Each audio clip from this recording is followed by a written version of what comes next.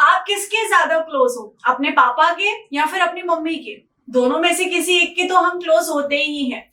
लेकिन जेनेटिक्स में क्या आपको पता है, कुछ ऐसे जीन्स होते हैं जो डिपेंड करते हैं उनका एक्सप्रेशन कि वो हमारे मम्मी से आ रहे हैं या फिर पापा से आ रहे हैं।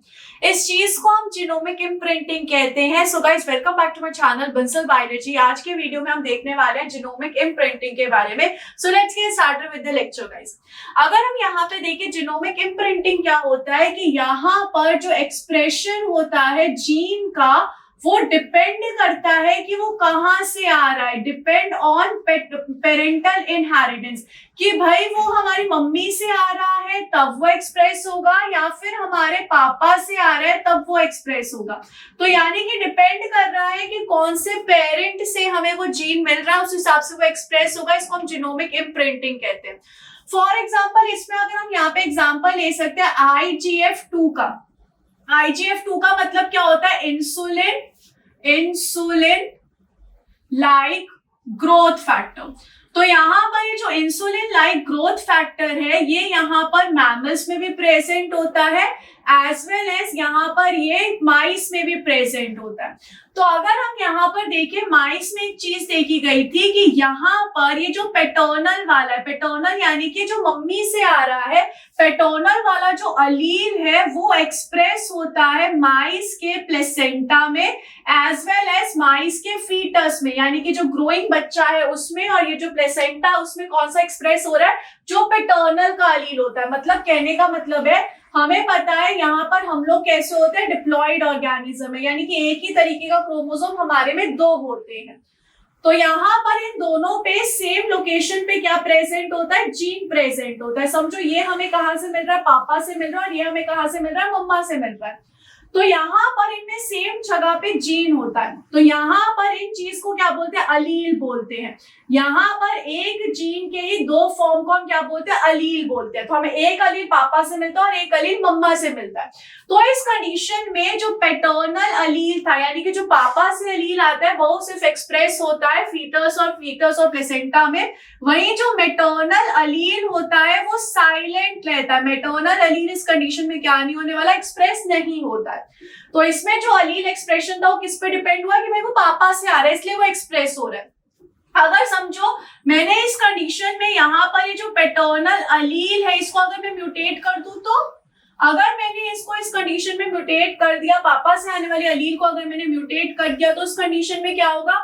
उस कंडीशन में जो यहाँ पे प्लेसेंटा है वो ठीक से ग्रो नहीं होगा, वो यहाँ पर कैसा होगा? शॉर्ट होगा। और जो फीटस है वो भी कैसा होगा? बहुत स्मॉल फीटस होगा एज कंपेयर टू नॉर्मल, यानी कि उसकी ग्रोथ उतनी हो ही नहीं पाई जितनी उसकी नॉर्मली ग्रोथ होती थी। ऐसी ही कंडीशन हम एक डिसऑर्डर में भी देख सकते हैं। जैसे कि समझो मेरे पास यहाँ पर कौन सा क्रोमोसोम है? ये क्रोमोसोम नंबर 15 क्रोमोसोम है। अब यहाँ पर ये जो स्पेसिफिक जगह थी, इतनी जो जगह थी, वो यहाँ पर कोई स्पेसिफिक जीन प्रेजेंट था। तो अब यहाँ पर क्या हुआ? ये जो पापा वाला था, ये स्पेसिफिक लोकेशन जो है डिलीट हो गई। ये क्या हो गई? यहाँ पर डिलीट हो गई। यानी कि यहाँ पर क्या हुआ? यहाँ पर some portion of 15th chromosome is deleted. 15वां जो क्रोमोसोम था उसका कुछ हिस्सा डिलीट हो गया। अगर वो हिस्सा डिलीट हो गया तो उसकी वजह से कौन सा डिसऑर्डर होता है? प्राडर-विली सिंड्रोम होता है। इसकी वजह से सिंड्रोम होगा, उसको बोलेंगे प्राडर-विली सिंड्रोम। अब सिंड्रोम हुआ है तो उसकी वजह से बहुत सारी चीजें भी होती है, जैसे कि यहाँ पर ऐसा जो बच्चा होगा उसमें मेंटल रिटार्डेशन होगी। उसी के साथ साथ जो उसका सेक्सुअल डेवलपमेंट है वो भी प्रॉपर नहीं होगा, नॉट प्रॉपर सेक्सुअल डेवलपमेंट। और उसी के साथ साथ जो उसके हैंड होंगे, उसका फीट जो होगा वो स्मॉल होगा, छोटे हाथ होंगे और छोटा फीट होगा। तो यहाँ पर ये बात तो ठीक है, इसमें कोई दिक्कत नहीं है। लेकिन अगर यही सेम जगह जो है, अगर मैंने मम्मा के क्रोमोसोम से डिलीट कर दी, अगर मैंने यहाँ पर सेम पोर्शन डिलीट किया है मम्मा से, यानी कि मैटर्नल से मैंने डिलीट किया है, कौन से क्रोमोसोम से? 15th क्रोमोसोम से डिलीट किया है, तो होना तो यहाँ पे प्राडर-विली डिसऑर्डर ही चाहिए था, सिंड्रोम ही चाहिए था। लेकिन इस कंडीशन में कौन सा सिंड्रोम हो रहा है? इस कंडीशन में एंजलमैन सिंड्रोम हो रहा है। और इस कंडीशन में क्या होता है? इस कंडीशन में यहाँ पे फ्रीक्वेंट लाफ्टर होती है उसके साथ साथ यहाँ पर क्या होगा, उसके साथ साथ यहाँ पे अनकंट्रोल्ड मसल मूवमेंट होगा कि भाई जो मसल मूवमेंट है वो प्रॉपर नहीं हो रहा है, अनकंट्रोल्ड हो रहा है। और उसी के साथ साथ यहाँ पर जो बच्चा होगा उसका माउथ जो होगा वो लार्ज होगा।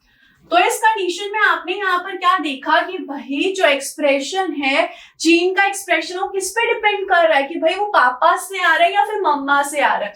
अगर प्रेडो-विली कब होगा, जब हमने पेटर्नल को यहाँ पर छेड़ा है, जब हमने पेटर्नल क्रोमोसोम में से कुछ डिलीट किया है, पापा से डिलीट किया है, तो प्रेडो-विली होगा।